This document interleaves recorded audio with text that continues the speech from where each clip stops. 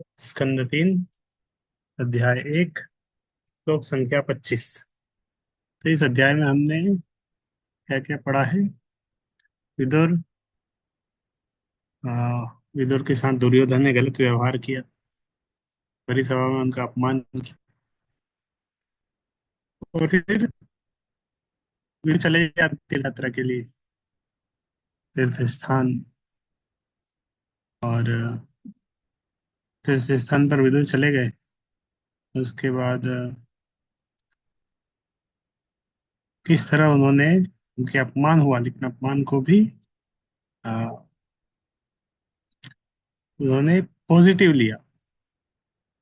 अपमान हुआ लेकिन अपमान को पॉजिटिव लिया। तो अलग अलग स्थानों पर जहां पर विदुर गए, उन सारे स्थानों का वर्णन था, कौन कौन से स्थान थे जहां पर विदुर गए और वो इस तरह भ्रमण कर रहे थे।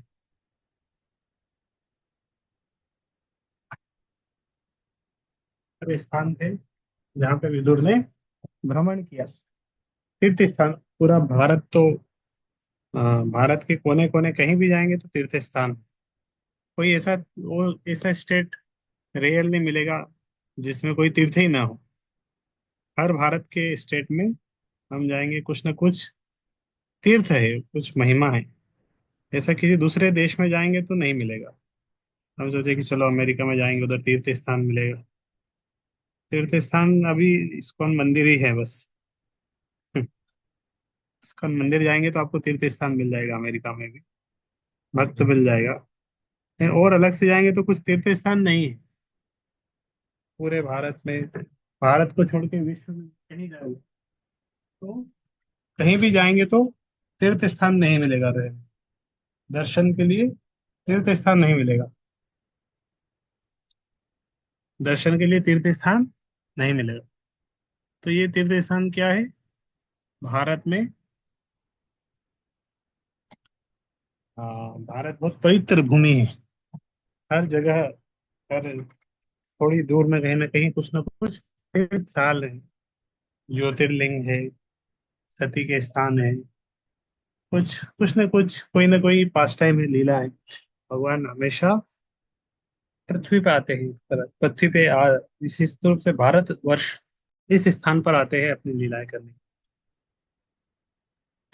तो कहाँ कहाँ गए वो सब भी थे। प्रांत, सूरत, सोवीर, मत्स्य होकर, और सब घूमते हुए यमुना के तट पर आ गए वो।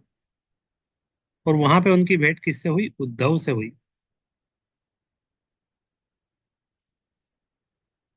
तो विदुर किन से मिले हैं? उद्धव से आके मिले, यमुना, वृंदावन में। वृंदावन से यमुना के किनारे, मथुरा के पास, इस तरह इस क्षेत्र में वो तीर्थ स्थल करते करते जब आए थे तो वो उद्धव से मिले। यहाँ तक हमने कल पढ़ लिया था। अब क्या होता है? अब विदुर और उद्धव के बीच में कुछ संवाद होता है, वो आज से पढ़ेंगे। स वासुदेवा अनुचरं प्रशान्तं बृहस्पते प्रोक्तनयं प्रतीतम् आलिङ्गय गाढं प्रणयेन भद्रं स्वानाम पृच्छत भगवत प्रजानाम। तत्पश्चात अत्यधिक प्रेम तथा अनुभूति के कारण विदुर ने भगवान कृष्ण के नित्य संगी तथा बृहस्पति के पूर्व महान शिष्य उद्धव का आलिंगन किया। बहुत खुश हुए जब उद्धव से मिले, प्रेम से उनको गले लगाया। तत्पश्चात विदुर ने भगवान कृष्ण के परिवार का समाचार पूछा। उद्धव भगवान के नित्य संगी एक बृहस्पति के शिष्य है।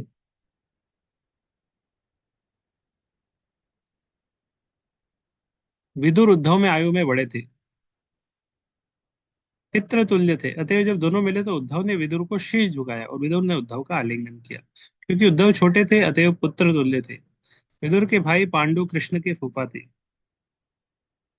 उद्धव कृष्ण के चचेरे भाई थे।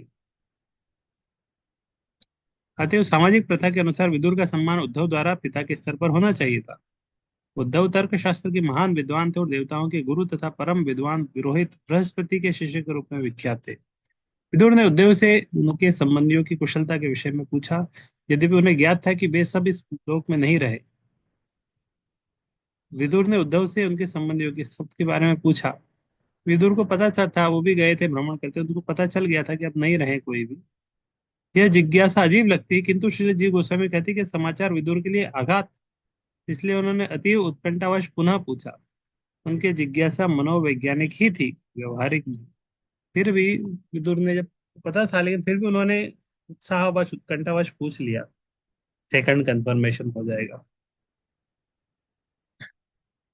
कच्चित् पुराणो पुरुषो स्वनाभ्य पद्मानुवृत्तेह किलावतीर्णो असात उर्व्यः कुशलं विधाय प्रतक्ष्णो कुशलं शूरगेः। मान लो जैसे विदुर को पता था कृष्ण तो नहीं रहे, फिर भी उन्होंने पूछ लिया उनके बारे में। जिस तरह मान लो कि बच्चा का रिजल्ट आया है, वो फेल हो गया है क्लास में। रिजल्ट आया, उसमें फेल हो गया, बुरी खबर है। और टीचर ने ऑलरेडी पेरेंट्स को फोन करके बता दिया कि तुम्हारा बेटा फेल हो गया है। तो बेटा भी जब स्कूल जाता है, घर से रिजल्ट देख के आता है, अब जो घर में आता है, पेरेंट्स को पता है कि वो फेल हो गया है, दुख की खबर है, फिर भी उससे पूछ लेते हैं कैसा रिजल्ट कैसा रहा बताओ थोड़ा। सेकंड कंफर्मेशन हो जाता है। इसी तरह विदुर भी, भगवान विदुर को पता था, लेकिन फिर भी थोड़ा सा पूछ लिया उन्होंने कि बताइए कृष्ण वगैरह सब कैसे हैं, जगदुकुल वाले सब कैसे हैं। तो विदुर अभी कृष्ण से पूछ रहे हैं कि भगवान की नाभि से निकले कमल से ब्रह्मा के अनुरोध पर अवतरित होने वाले दोनों आदि भगवान, जिन्होंने हर व्यक्ति को ऊपर उठाकर संपन्नता में वृद्धि की, शूरसेन के घर पर ठीक से तो रह रहे हैं। तब उनको पता है नहीं रहे, फिर भी पूछ रहे हैं। भगवान कृष्ण तथा बलराम दो पृथक पृथक भगवान नहीं है, ईश्वर अद्वितीय है, किंतु अनेक रूपों में जो एक दूसरे से भिन्न नहीं होते अपना विस्तार करते हैं। ये सभी स्वांश होते हैं। कृष्ण के निकटतम अंश बलदेव है, और गर्भोदक्षाय विष्णु की नाभि से निकलने कमल से उत्पन्न ब्रह्मा बलदेव के अंश है। यह सूचित करता है कि कृष्ण तथा बलदेव पर ब्रह्मांड के विधि विधान लागू नहीं होते, उल्टे सारा ब्रह्मांड उनके अधीन है। वे ब्रह्मा की प्रार्थना पर संसार का भार हटाने के लिए प्रकट हुए थे, और उन्होंने अनेक अति मानवीय कार्यों द्वारा संसार को इससे छुटकारा दिलाया, जिससे हर व्यक्ति सुखी तथा संपन्न हो सके। भगवत कृपा के बिना कोई व्यक्ति दुखी तथा संपन्न नहीं हो सकता, क्योंकि भगवान के भक्तों के परिवार का सुख भगवान के सुख पर निर्भर करता है। अतः विदुर ने सबसे पहले भगवान की कुशल क्षेम पूछी। कच्चित् कुरूणां परमः सुहृन्नो भामास आस्ते सुखमङ्गशोरिः यो वै स्वसृणां पितृवत् ददाति वरान् वदान्यो वरतर्पणेन। कृपया मुझे बताएं कि कुरुओं के सबसे अच्छे मित्र हमारे बहनोई वसुदेव कुशलता पूर्वक तो है ना। वे अत्यंत दयालु है, वे अपने बहनोई के प्रति पिता के तुल्य है, और अपनी पत्नियों के प्रति सदैव हंसमुख रहते हैं। तात्पर्य, भगवान कृष्ण के पिता वसुदेव की 16 पत्नियां थी। उनमें से एक का नाम पौरवी या रोहिणी था, जो बलदेव की माता थी, विदुर की बहन थी। तो जो रोहिणी थी विदुर की बहन थी, इसलिए वसुदेव विदुर की बहन के पति थे, और वे दोनों साले बहनोई थे। वसुदेव की बहन किंती विदुर के बड़े भाई पांडु की पत्नी थी। और इसी तरह से भी विदुर विदुर वसुदेव विदुर के साले थे, किंतु वसुदेव से छोटी थी, और बड़े भाई का कर्तव्य है कि वो अपनी छोटी बहनों के पुत्रियों का सम्मान माने। जब भी कुंती को किसी भी प्रकार की आवश्यकता पड़ती, तो वसुदेव अपनी छोटी बहन के प्रति अत्यधिक प्रेम के कारण उसे उदारता पूर्वक प्रदान करते थे। वसुदेव ने अपनी पत्नियों को कभी असंतुष्ट नहीं होने दिया, और साथ ही साथ वे अपनी बहन को इच्छित वस्तुएं प्रदान करते रहे। वे कुंती का विशेष ध्यान रखते, क्योंकि वे अल्पायु में ही विधवा हो चुकी थी।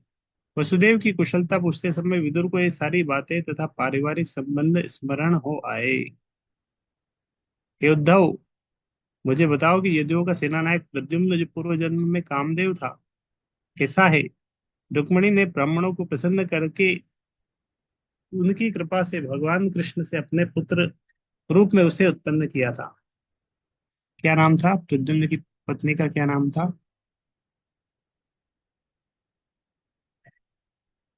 प्रद्युम्न की पत्नी का नाम कल ही तो पढ़ा हमने, कृष्ण रूप में। मायावती। मायावती जो कामदेव की पत्नी, कामदेव की पत्नी का नाम रति था, मायावी शक्तियां थी उसके पास, मायावती उसका नाम था। और कौन सा असुर था वो जिसका प्रद्युम्न ने वध किया था?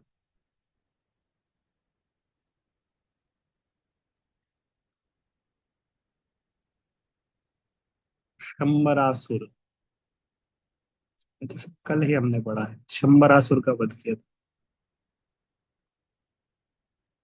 कृष्ण जी गोस्वामी के अनुसार स्मर कामदेव भगवान कृष्ण के नित्य संगियों में से है की व्याख्या उन्होंने अपने भाष्य कृष्ण संदर्भ में विस्तार से की है।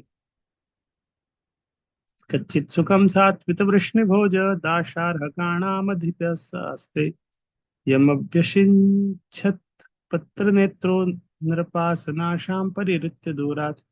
हे मित्र, मुझे बताओ, क्या सात्वितो वृष्णियों भोजो तथा दार्शाओं के राजा उग्रसेन कुशल मंगल तो है? वे अपने राज सिंहासन की सारी आशाएं त्याग कर अपने साम्राज्य से दूर चले गए थे, किंतु भगवान कृष्ण ने उन्हें पुनः प्रतिष्ठित किया। हे भद्र पुरुष, साम ठीक तो उससे तो है, और भगवान के पुत्र सदृश ही है। पूर्व जन्म में वह शिव की पत्नी के गर्भ से कार्तिकेय के रूप में जन्मा था। तो ये कृष्ण का एक पुत्र नाम था, का नाम था सांबा। सांब, कार्तिकेय का अवतार। और वही कृष्ण की अत्यंत सौभाग्यशाली पत्नी जाम्बवती के गर्भ से उत्पन्न हुआ। भगवान के तीन गुणावतारों में शिव भगवान के स्वा अंश है।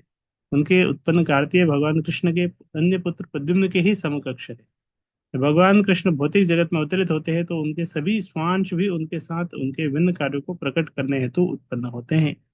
किंतु वृंदावन की लीलाओं के अतिरिक्त भगवान के सारे कार्य उनके विभिन्न स्व अंशों द्वारा संपन्न किए जाते हैं। वृंदावन की लीला भगवान खुद खुद करते हैं। और वृंदावन की लीलाओं के अलावा जो बाकी लीलाएं, द्वारका लीला, मथुरा लीला, ये कौन करते हैं? भगवान के स्व अंश। वासुदेव नारायण के स्वांश था। जब भगवान देवकी तथा वसुदेव के समकक्ष वासुदेव रूप में प्रकट हुए तो अपने नारायण के रूप में ही प्रकट हुए। इसी तरह स्वर्ग के सारे जो नाम इंद्रिय, काम प्रतिनिधि के रूप में, कार्तिकेय सांब के रूप में, वसुओं में से एक वसु उद्धव के रूप में प्रकट हुए। जो वसु थे, अष्ट वसु, तो एक वसु उद्धव के रूप में प्रकट हुए थे। और एक वसु थे भीष्म पितामह, वो भी एक वसु है। इन सभी ने भगवान की लीलाओं को संवर्धित करने के लिए विभिन्न पदों पर रहकर सेवा की। क्षेमं सकच्चित् युयुधान आस्ते यः फाल्गुनालब्धधनुर्हस्य लेभिञ्ज साधो क्षज सेवसेयेव गतिम तदीयां यतिभिर्दुरापाम। हे उद्धव, क्या युयुधान कुशल से तो है? उसने अर्जुन से सैन्य कला की जटिलताएं सीखी थी। ये युयुधान का नाम आया था, गीता में हमने पहले अध्याय में पढ़ा था। युयुधान का नाम आया था। उस दिव्य गंतव्य को प्राप्त किया जिस तक बड़े बड़े सन्यासी भी पहुंच कठिनाई से पहुंच पाते थे। अध्यात्म का गंतव्य है भगवान अधोक्षज का, जो इंद्रियों की पहुंच के परे है। पार्षद बन जाना।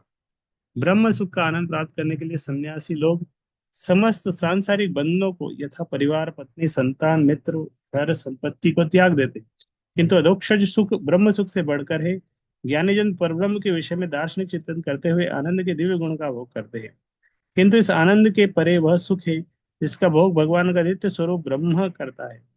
जीव द्वारा ब्रह्मानंद का भोग भव बंधन से मोक्ष पाने के बाद ही हो पाता है, किंतु परब्रह्म अपनी ही शक्ति का, जिसे आह्लादनी शक्ति कहते हैं, नित्य आनंद भोग करता है।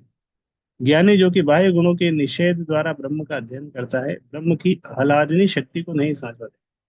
आह्लादिनी शक्ति आज सुबह पढ़ा हमने। कितनी शक्ति है? तीन शक्ति है। सम संवित, संधिनी और आह्लादिनी। तीन प्रकार की शक्ति है, सत, चित और आनंद।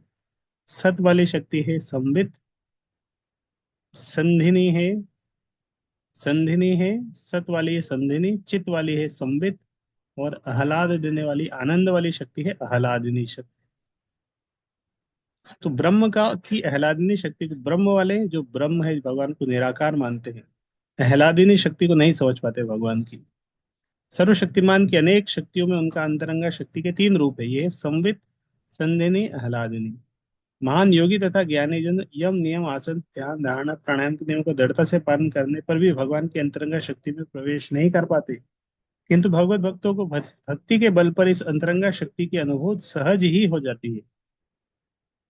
युयुधान जीवन की इस अवस्था को उसी तरह प्राप्त कर चुका था जिस तरह उसने अर्जुन से सैन्य विज्ञान का पटु ज्ञान प्राप्त किया था। इस तरह उसका जीवन भौतिक तथा आध्यात्मिक दोनों ही दृष्टियों से सर्वथा सफल था। भगवान की भक्ति का यही मार्ग है। कच्चित बुधः स्वस्ति अनमीव आस्ते स्वल्कपुत्रः भगवत प्रपन्नः यह कृष्ण पादंकित मार्ग पासंशु अचेष्टत प्रेम विभिन्न धैर्य। तो कौन पूछ रहे हैं? विदुर पूछ रहे हैं। किससे? उद्धव से, क्योंकि बहुत दिनों बाद मिले ना। मान लो आपके घर में, आपके घर में आपके मामा, आपके मामा कहीं पे है, आपके मामा के घर से आपके घर में कोई आता है ना। मामा के घर से कोई एक व्यक्ति आया आपके घर में मिलने। तो उनसे चर्चा में हम क्या पूछेंगे? मामा जी कैसे हैं, मामी जी कैसे हैं, बंटी कैसा है, बबलू कैसा है, स्कूल जाता है कि नहीं, और वो कैसा है, गौरांगा कैसा है। सबके बारे में पूछेंगे ना, वो कैसा है, वो कैसा है, स्कूल जा रहा है कि नहीं, उसकी नौकरी लगी कि नहीं। सबके बारे में। वो एक व्यक्ति आया आपके मामा के यहाँ से, लेकिन आपके मामा के यहाँ की सारी चीजें आपको याद आने लगेगी, है ना। वो कैसा है, उनका कैसा है, उनका तबीयत कैसा चल रहा है, वो चलने लगे कि नहीं, उनका ऑर्थराइटिस कैसा है, सब याद आने लगेगा। क्योंकि आप जब गए थे, आपको वो सीन आपके माइंड में आ जाएगा। वो सब कैसे है, वो कैसे है, वो स्कूल जाने लगा, फिर वो कितना बड़ा हो गया है, उसकी शादी हुई कि नहीं, उसकी नौकरी लगी कि नहीं, सब पूछेंगे ना हम एक एक के। सब सबके बारे में याद आए, क्योंकि वो व्यक्ति उधर से आया, उसको सब पता है। इसी तरह विदुर, विदुर से कौन मिल रहे हैं? उद्धव मिल रहे हैं। उद्धव कहाँ से है? द्वारका से। विदुर से जब मिले तो इसीलिए विदुर के माइंड में द्वारका का सीन आ गया, द्वारका के सारे लोग आ गए उनके माइंड में।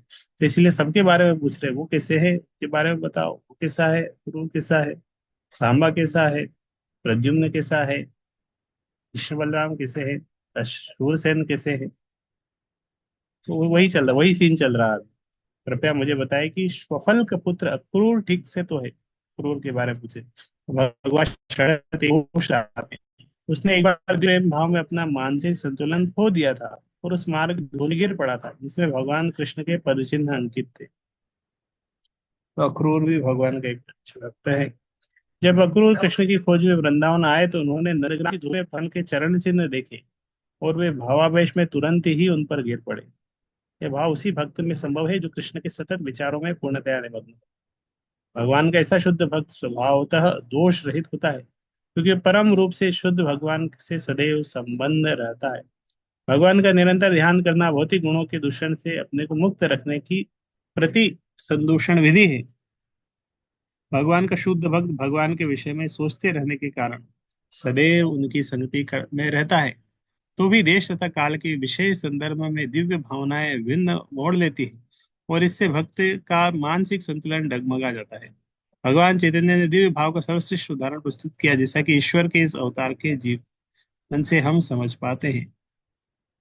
जिस तरह सारे सारे वेद याज्ञिक कार्यों के आधार है, उसी तरह राजा देवक भोज की पुत्री ने देवताओं की माता के ही सदृश भगवान को अपने गर्भ में धारण किया। क्या वह कुशल तो है? वही अभी देवकी के बारे में पूछा कि वो सब ठीक तो है, देवकी कैसी है। सारे वेद दिव्य ज्ञान आध्यात्मिक मूल्य से पूर्ण है। इस तरह भगवान कृष्ण की माता देवकी ने वेदों के साक्षात अर्थ रूप में भगवान को अपने गर्भ में धारण किया। वेदों में तथा भगवान में कोई अंतर नहीं। वेदों का उद्देश्य भगवान को समझना है और भगवान साक्षात वेद है। देवकी की तुलना अर्थपूर्ण वेदों से तथा भगवान की तुलना उनके उद्देश्य से की गई है। क्या मैं पूछ सकता हूँ कि अनिरुद्ध कुशलता पूर्वक है? वह शुद्ध भक्तों की समस्त इच्छाओं की पूर्ति करने वाला है और प्राचीन काल से ऋग्वेद का कारण मन का सृष्टा तथा विष्णु का चौथा अंश माना जाता है। अनिरुद्ध के बारे में, जो भी भगवान का एक पुत्र है। आदि चतुर्भुज बलदेव के आदि अंश वासुदेव, संकर्षण, प्रद्युम्न, अनिरुद्ध, ये सभी विष्णु तत्व है। श्री राम के अवतार में सारे के सारे अंश विशिष्ट लीलाओं के लिए प्रकट हुए। राम, लक्ष्मण, भरत, शत्रुघ्न, ये किनके अवतार थे? वासुदेव, संकर्षण, प्रद्युम्न, अनिरुद्ध। वासुदेव शंकर थे भगवान राम, संकर्षण थे बलराम तो लक्ष्मण जी, प्रद्युम्न थे भरत, शत्रुघ्न, अनिरुद्ध। ये भगवान के चार चतुर्व्यूह बोलते हैं इनको, चार व्यूह, चतुर्व्यूह। तो भगवान राम के अवतार में चारों एक साथ आए थे। भगवान राम आदि वसुदेव है, संकर्षण पृथ्वी और अनिरुद्ध उनके भाई थे। अनिरुद्ध महाविष्णु के कारण भी है, जिसके श्वास से ऋग्वेद प्रकट हुआ। मार्कंडेय पुराण में इसकी सुंदर ढंग से व्याख्या हुई है। भगवान कृष्ण के अवतार में अनिरुद्ध उनके पुत्र रूप में प्रकट हुए। द्वारका में भगवान कृष्ण आदि व्यूह के वासुदेव अंश हैं। आदि भगवान कृष्ण गोलोक वृंदावन कभी नहीं छोड़ते। भगवान कृष्ण गोलोक वृंदावन कभी नहीं छोड़ते। कृष्ण कभी वृंदावन छोड़ते ही नहीं। जब जाने का पड़ता है तो उनके अंश जाते हैं वृंदावन से बाहर, कि कोई कार्य करना होता है तो भगवान के स्व अंश जाते हैं बाहर। समस्त स्वांश एक ही विष्णु तत्व है और उनकी शक्ति में कोई अंतर नहीं है। अप्रिस्वीदन्ये च निजात्मदेव मन्यं वृत्त्या समनुवृत्तासि हृदीक सत्यात्मज चारु देष्णा गदादयः स्वस्ति चरन्ति सौम्य। हे भद्र पुरुष, अन्य लोग यथा हृदिक, चारुदेष्ण, गद तथा सत्यभामा का पुत्र जो श्री कृष्ण को अपनी आत्मा के रूप में मानते हैं और बिना किसी विचलन के उनके मार्ग का अनुसरण करते हैं, ठीक से तो है। तो ये चल रहा है। विदुर प्रश्न पूछे जा रहे हैं। अब मैं पूछना चाहूंगा कि महाराज युधिष्ठिर धार्मिक सिद्धांतों के अनुसार तथा धर्म पथ में के प्रति सम्मान सहित राज्य का पालन पोषण कर तो रहे हैं। अब युधिष्ठिर के बारे में पूछ रहे हैं। पहले तो दुर्योधन ईर्ष्या से जलता रहता था, क्योंकि युधिष्ठिर कृष्ण तथा अर्जुन रूपी दो बाहुओं के द्वारा रक्षित थे, जैसे वे अपनी ही भुजाएं हो। तो हम कौन सा अध्याय पढ़ रहे हैं? तीसरे स्कंद का पहला अध्याय पढ़ रहे हैं। तो ये पहला अध्याय। उद्धव से मिले Vidura inquiring about welfare of यदुकुरस। तो वही विदुर सारे युद्धों के बारे में, सबके बारे में इंक्वायरी चल रही है। 45 श्लोक है, सब में वही इंक्वायरी ही चल रही है। महाराज युधिष्ठिर धर्म के प्रतीक थे। जब वे भगवान कृष्ण तथा अर्जुन की सहायता से अपने साम्राज्य पर शासन करते थे तो उनके साम्राज्य का ऐश्वर्य स्वर्ग के भी ऐश्वर्य की सभी कल्पनाओं को मात कर चुका था। उनकी असली बाहें तो भगवान कृष्ण तथा अर्जुन थे। इसी तरह वे हरेक के ऐश्वर्य से बहुत आगे थे। दुर्योधन इस ऐश्वर्य से ईर्ष्या करता था, अतः उसने युधिष्ठिर को संकट में डालने के लिए अनेक चालें चली। अंत में कुरुक्षेत्र का युद्ध हुआ। कुरुक्षेत्र युद्ध के बाद महाराज युधिष्ठिर एक बार फिर से अपने वेद साम्राज्य पर शासन कर सके तथा उन्होंने धर्म के प्रति सम्मान तथा आदर भाव की पुनर्स्थापना की। महाराज युधिष्ठिर जैसे पुण्यात्मा राजा द्वारा शासित साम्राज्य की यही शोभा है। कृपया मुझे बताएं, क्या विषैले सर्प तुल्य एवं अजय भीम ने पापियों पर अपना दीर्घकालीन क्रोध बाहर निकाल दिया है? गदा चालन के उसके कौशल को रणभूमि भी नहीं सहन कर सकती थी जब वो उस तन पर चल पड़ता था। तो अभी महाभारत का युद्ध हो गया था, और युद्ध होने के बाद क्या हुआ था?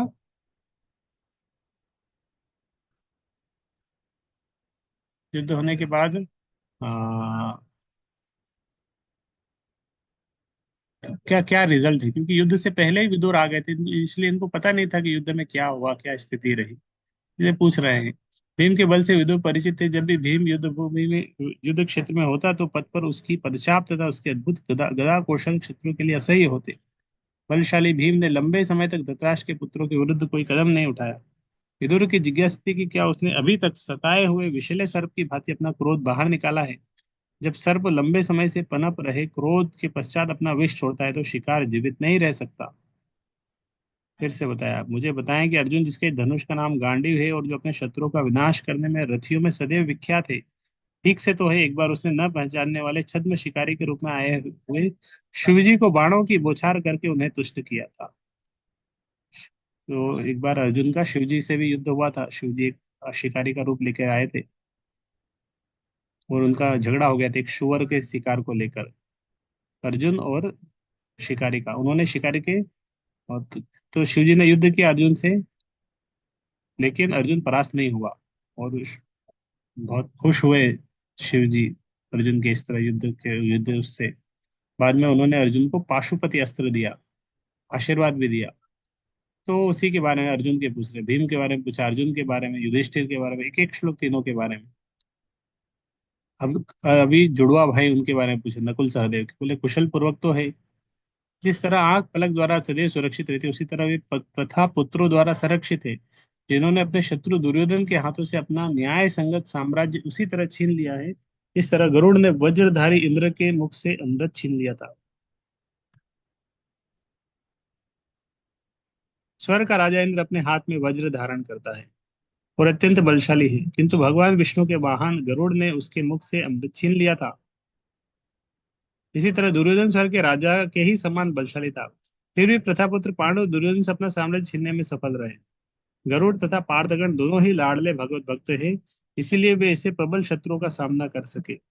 विदुर की जिज्ञासा पांडव के सबसे छोटे दो भाइयों नकुल तथा सहदेव के विषय में थी। ये जुड़वा भाई माद्री के पुत्र थे, जो अन्य पांडवों की विमाता थी। जब माद्री अपने पति महाराज पांडु के साथ प्रयाण कर रही थी, तो कुंती ने उनका भार संभाला था। यद्यपि वे सौतेले भाई थे, किंतु नकल तथा सहदेव अन्य तीन पांडव अर्थात युधिष्ठिर भीम अर्जुन के ही समान थे। ये पांचों भाई विश्व में सगे भाइयों के रूप में विख्यात थे। तीनों ज्येष्ठ पांडवों ने अपने छोटे भाइयों को उसी तरह देखरेख की, जिस तरह आंख की रखवाली पलक करती है। आंख की रखवाली कौन करती है? पलक। विदुर यह जानने के लिए उत्सुक थे कि दुर्योधन के हाथों से अपना साम्राज्य जीत लेने के बाद पांडवों के छोटे भाई बड़े भाइयों के संरक्षण में सुख पूर्वक तो रह रहे हैं। हे स्वामी, क्या प्रथा अब भी जीवित? अब कुंती महारानी के बारे में पूछा, अभी है कि नहीं कुंती महारानी? वो अपने पितृ विहीन बालकों के निमित्त ही जीवित रही। तो कुंती बाली वैसे जीवित नहीं रहती, लेकिन उसके पुत्र थे इसलिए वो जीवित थी। अन्यथा राजू पांडु के बिना उसका जीवन रह पाना असंभव था, जो कि महानतम सेना नायक थे, जिन्होंने अकेले ही अपने दूसरे धनुष के बल पर चारों दिशाएं जीत ली थी।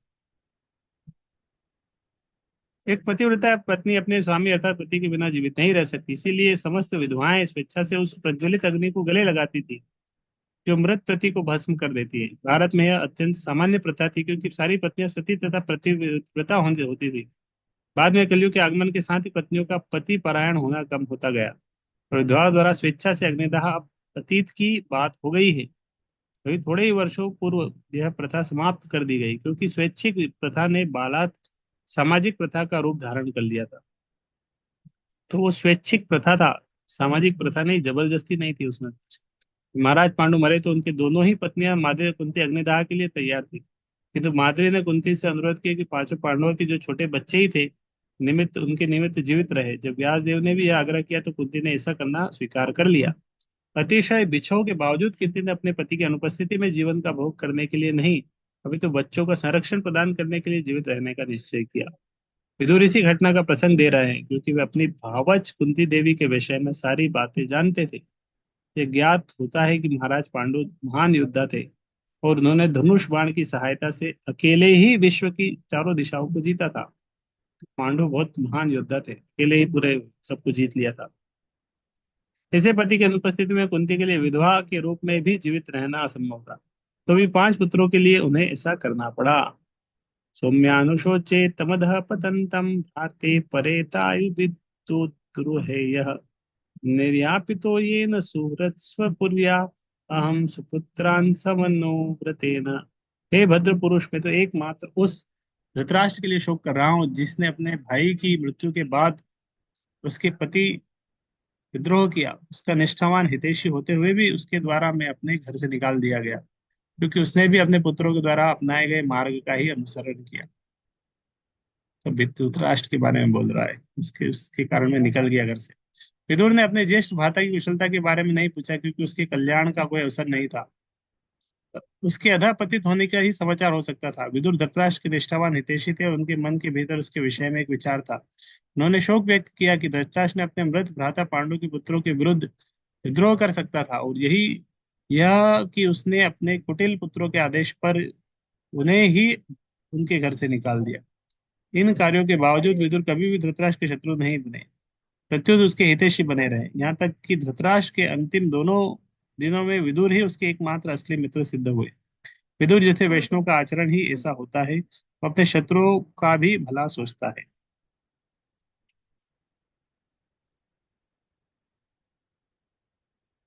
तो ये अध्याय पूरा कर देते हैं आज।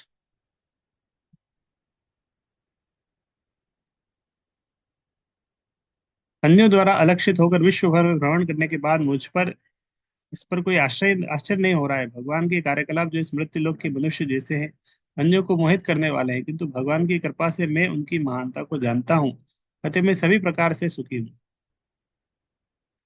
तो धृतराष्ट्र का भाई होते हुए भी विदुर सर्वथा भिन्न थे। रावण का भाई होके विभीषण भी भिन्न थे। भगवान कृष्ण की कृपा से वे अपने भाई की तरह मूर्ख न थे, अतः भाई की संगति उन पर प्रभाव नहीं डाल पाई। धृतराष्ट्र तथा उसके भौतिकतावादी पुत्र अपने बल से विश्व पर अपना झूठा दबदबाना चाह रहे थे, जिसमें भगवान ने उन्हें प्रोत्साहित किया। इस प्रकार वे अधिकाधिक मोहग्रस्त होते रहे। किंतु विदुर तो भगवान की निष्ठा युक्त भक्ति चाहते थे, अतः उन्होंने पूरी तरह से पूर्ण पुरुषोत्तम भगवान की शरण ग्रहण कर ली। वे अपनी तीर्थ यात्रा के समय इसका अनुभव कर पाए, फलतः वे समस्त संशयों से मुक्त हो गए। उन्हें अपने घर बार से वंचित होने का तनिक भी खेद न था, क्योंकि अब उन्हें अनुभव हो रहा था कि भगवान की कृपा पर आश्रित रहना घर पर रहने की तथाकथित स्वतंत्रता से कहीं बढ़कर है। घर में रहने से अच्छा है भगवान के ऊपर आश्रित होना। मनुष्य को तब तक संन्यास ग्रहण कर नहीं करना चाहिए तब तक पूर्ण विश्वास न हो कि वह भगवान द्वारा रक्षित है। भगवत गीता में जीवन की इस अवस्था को अभयम सत्व शुद्धि कहा गया। अभयम सत्व शुद्धि ज्ञान योग व्यवस्थिति, गीता में श्लोक आता है। प्रत्येक जीव वस्तु तक भगवत कृपा पर पूर्णतः आश्रित है, किंतु शुद्ध जीवन प्राप्त किए बिना वह इस पद पर प्रतिष्ठित नहीं हो सकता। यह आश्रित अवस्था सत्व संशुद्धि कहलाती है। इसी संशुद्धि का फल निर्भीकता में प्रकट होता है। भगवत भक्त जो कि नारायण पर कहलाता है, कभी किसी वस्तु से भयभीत नहीं होता, क्योंकि वह इस तथ्य से सदैव अवगत रहता है सभी परिस्थितियों में भगवान उसकी रक्षा करेंगे। इसी संकल्प के साथ विदुर अकेले ही यात्रा कर रहे थे और उन्हें न तो किसी मित्र से न किसी शत्रु से देखा अथवा पहचाना था। इस तरह वे संसार के अनेक कर्तव्यों को पार करने के लिए बाध्य हुए बिना जीवन की स्वतंत्रता का उपभोग कर पाए। जब भगवान श्री कृष्ण स्मृति लोक में अपने नित्य आनंदमय श्याम सुंदर रूप में उपस्थित थे, तो जो लोग भगवान के शुद्ध भक्त नहीं थे, वे न तो उन्हें पहचान सके न उनकी महिमा को जान पाए। अवजानन्ति माम मूढ़ा मानुषिम तनुमाश्रिता, वे भक्तों को सदैव मोहित करने वाले थे, किंतु अभक्त भक्तगण भगवान की शुद्ध भक्ति के कारण उन्हें सदैव देख सकते थे। दो तीन श्लोक है, बस एंड करेंगे। भगवान होते हुए भी तथा पीड़ितों के दुख का सदैव दूर करने की इच्छा रखते हुए भी वे क्रूरों का वध करने से अपने को बचाते रहे। यद्यपि वे देख रहे थे कि उन लोगों ने सभी प्रकार से पाप किए, यह भी देख रहे थे कि अन्य राजा तीन प्रकार के मिथ्याचारों के वश में होकर अपनी प्रबल सैन्य गतिविधियों से पृथ्वी को निरंतर क्षुब्ध कर रहे हैं। जैसा कि भगवत गीता में घोषणा की गई है, भगवान इस मर्त्य मर्त्य लोक में दुष्टों का वध करने तथा पीड़ित श्रद्धावानों की रक्षा करने के उद्देश्य को पूरा करने के लिए प्रकट होते हैं। इस उद्देश्य के बावजूद भगवान कृष्ण कौरवों द्वारा द्रौपदी के अपमान को तथा पांडवों के प्रति किए जा रहे अन्याय के साथ साथ अपने अपमान को सहते रहे। यह प्रश्न उठाया जा सकता है, उन्होंने अपनी उपस्थिति में ऐसे अन्यायों तथा अपमानों को क्यों सहा? उन्होंने कुरुओं को तुरंत दंड क्यों नहीं दिया? जब कौरवों द्वारा सभी की उपस्थिति में द्रौपदी को भरी सभा में नग्न देखने के प्रयास में उन्हें अपमानित किया गया, तो भगवान ने उनके वस्त्र को अस्मित रूप में बढ़ाकर उनकी रक्षा की, किंतु उन्होंने अपमान करने वाले पक्ष को तुरंत दंड नहीं दिया। इस चुप्पी का यह अर्थ नहीं होता कि उन्होंने कुरुओं के अपराधों को क्षमा कर दिया। तो भगवान ने किसी को दंड, द्रौपदी की रक्षा करी लेकिन किसी को दंड नहीं दिया था। भगवान चाहते थे कि उन्हें इस महाभारत युद्ध के माध्यम से दंड मिले। पृथ्वी पर ऐसे अनेक राजा थे जो तीन प्रकार की संपत्तियां, धन, शिक्षा, अनुयायियों के कारण गर्वित हो उठाते। तुम्हारे पास धन, शिक्षा या अनुयायी इस तरह होते तो गर्व आ जाता है, और सैन्य बल की गतिविधियों से पृथ्वी को लगातार उद्विग्न बना रहे थे। भगवान इस ताक में थे कि वे सभी कुरुक्षेत्र के युद्ध में एकत्र हो तो उन सभी का एक साथ सफाया कर दिया जाए, जिससे उनका वध करने का उद्देश्य थोड़े में पूरा हो सके। ईश विहीन राजागण या राज्यों के प्रधान जब धन, शिक्षा, जनसंख्या वृद्धि से गर्वित हो उठते हैं, तो वे सैन्य बल का प्रदर्शन करते हैं और निर्दोषों को कष्ट देते हैं। जब भगवान कृष्ण स्वयं उपस्थित थे तो संसार भर में अनेक राजा थे, अतः भगवान ने कुरुक्षेत्र युद्ध के लिए योजना तैयार की। अपने विश्वरूप के प्राकट्य में भगवान ने वध करने के अपने उद्देश्यों को इस प्रकार व्यक्त किया। मैं अवांछित जनसंख्या को कम करने के लिए क्रूर काल के रूप में इस पृथ्वी पर स्वेच्छा से अवतरित हुआ हूँ। मैं तुम पांडवों के अतिरिक्त यहाँ पर एकत्रित सारे लोगों को सफाया कर डालूंगा। यह वध कार्य तुम्हारी भागीदारी की प्रतीक्षा नहीं करेगा, पहले से नियोजित है। सारे लोग मेरे द्वारा वध किए जाएंगे। यदि तुम युद्ध भूमि में वीर की तरह प्रसिद्ध बनना चाहते हो, युद्ध में लूटी हुई संपत्ति का भोग करना चाहते हो, तो हे सव्य सची, अर्जुन का एक नाम है सव्य सची, तुम अविलंब इस वध के निमित्त बनकर इसका श्रेय प्राप्त करो।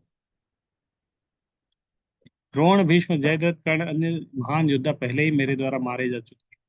तुम चिंता मत करो, तुम युद्ध करो, महान योद्धा के रूप में विख्यात बनो। भगवान सदैव चाहते रहते हैं कि उनका भक्त उनके द्वारा संपन्न किए जाने वाले किसी उपाख्यान का नायक बने।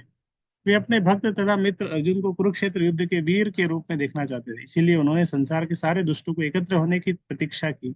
उनकी प्रतीक्षा करने का यही कारण है, और अन्य कोई कारण नहीं है। तो ये दो श्लोक हो रहे हैं, फिर एंड हो जाएगा। 2 पेज। तो विदुर का चर्चा हो रहा है इसके साथ, हाँ, उद्धव के साथ। भगवान का प्राकट्य दुष्टों का संहार करने के लिए होता है। उनके कार्य दिव्य होते हैं और समस्त व्यक्तियों के समझने के लिए ही किए जाते हैं। यानी तो समस्त भौतिक गुणों से परे रहने वाले भगवान का इस पृथ्वी में आने का क्या प्रयोजन हो सकता है। ईश्वर परमा कृष्ण सच्चिदानंद विग्रह।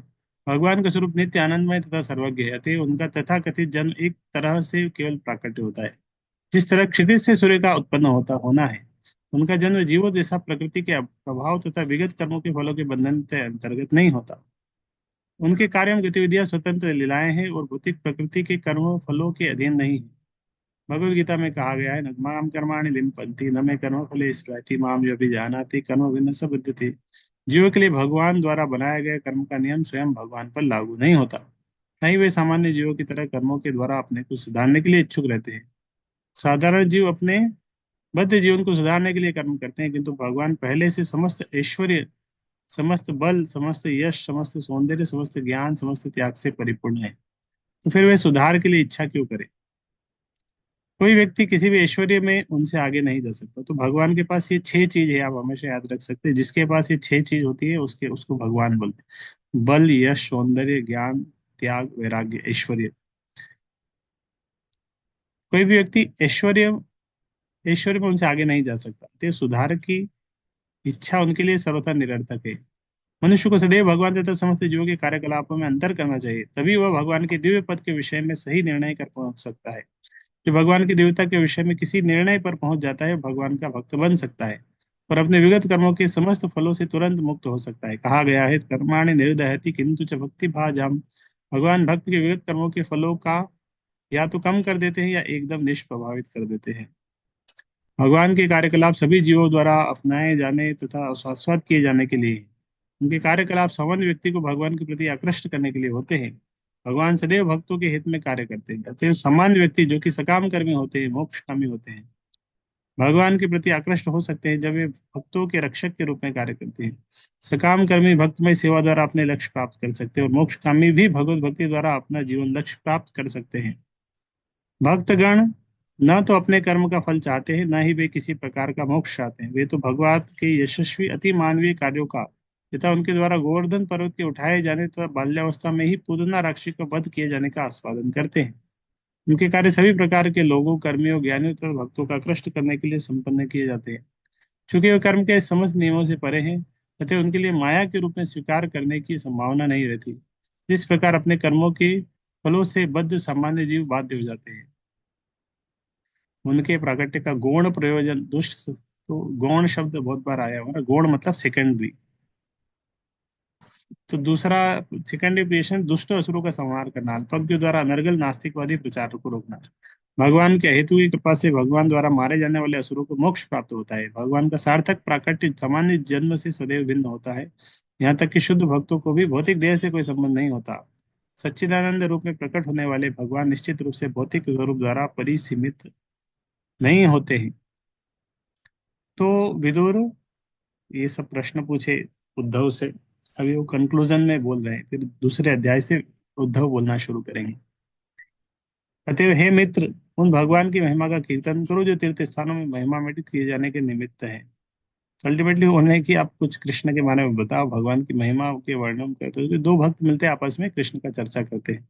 वे अजन्मा है, फिर भी ब्रह्मांड के सभी भागों के शरणागत शासकों पर अपनी अहेतु की कृपा द्वारा वे प्रकट होते हैं।